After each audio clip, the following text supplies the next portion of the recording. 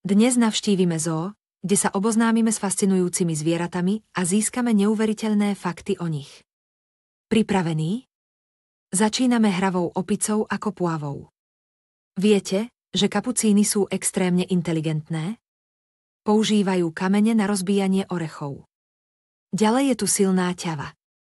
Ťavy majú známe hôby. Čo je vnútri? Nie je to voda. Energiu v hôboch im pomáha prežiť dlhé cesty. Považujeme ho za ťavu. Stretnime sa s jemným jeleňom, ktorého parohy dorastajú každoročne. Jeleniatá majú škvieny na ukrytie pred predátormi. Prirodzená kamufláž tu je medveď, milujúci bobule, med a ryby. Medvede zimujú počas zimy. Mesiace vydržia spať aj bez jedla či vody. Pozrieme hore. Nahor. Je to žirafa. Žirafy sú najvyššie zvieratá na zemi, s jazykmi dlhými natoľko, že si môžu olizovať vlastné uši. Zábavný fakt.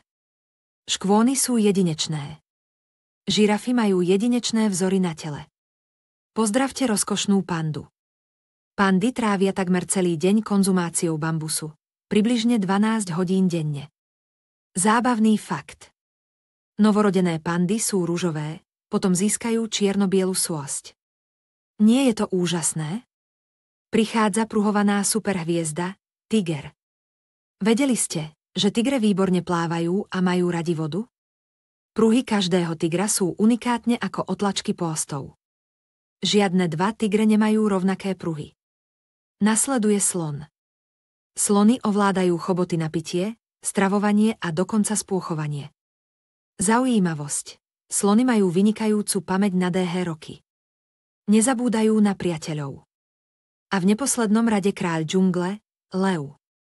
Leví tvoria pýchy a samce majú mohutné hrivy, aby ukázali dominanciu.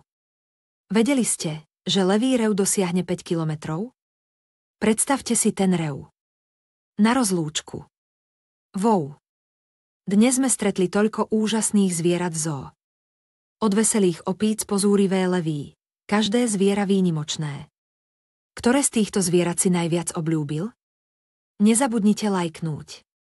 Zatiaľ ahoj.